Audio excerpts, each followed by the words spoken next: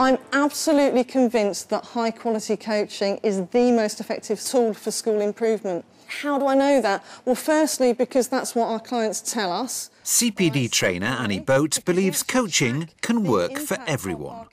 Today, she's about to show her audience of teachers, middle leaders and even careers officers how they can improve the confidence and performance of not only their students and clients.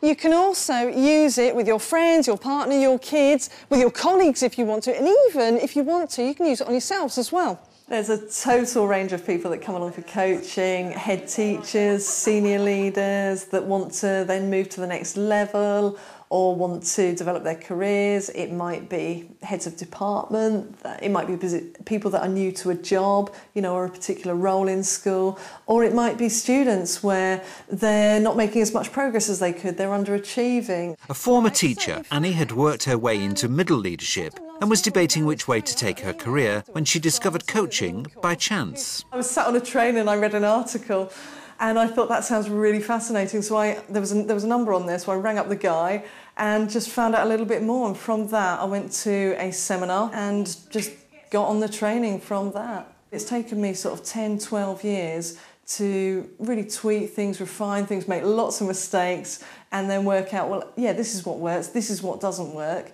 And what I wanted to do was help people to do it the quick and easy way, because I always think, the long, hard way is what I did. You all have heard the words coaching and mentoring bandied around in the same sentence, almost as if they're sort of one and the same thing. The very first thing we're going to do is work out, well, what is the difference between the two? What is mentoring and what is coaching? Mentoring is putting in, and coaching is drawing out.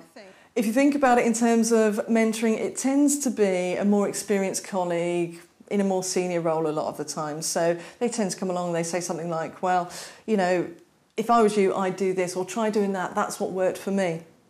The coach, on the other hand, wouldn't do that. They would be asking questions to draw the answers out themselves, because the key thing is, with coaching, that the person finds the answer that's best for them. Give me 20 different ways that you could have got here. Come on, shout them out at me.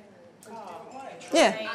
Car, train, underground. Taxi. Yeah. Yeah. Plane. Yeah. Plane. Running. Well done. OK, so I bet that each and every one of you chose the way to get here that you thought was going to be best and easiest for you. Am I right? Yeah. And it's exactly the same for your coachee. All right, we might have an idea in our head that's best and easiest for them, but if it's not the same as theirs, that ain't going to work.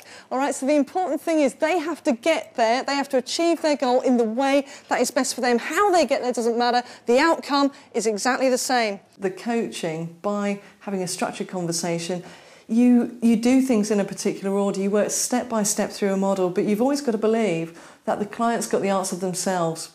So you have to draw that out from them, and it's really about saying, look, you've got all of the resources, you've got all the answers inside you that you need. You might not realise it yet, but you have.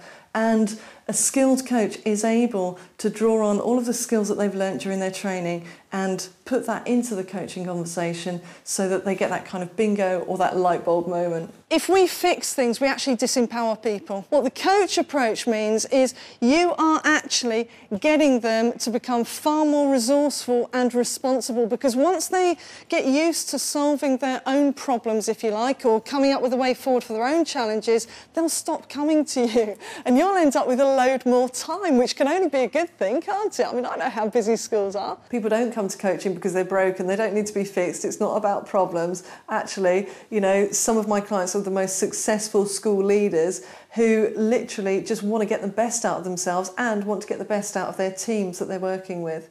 In the 3 other films in this series, Annie will share some of the techniques she's developed for successful coaching.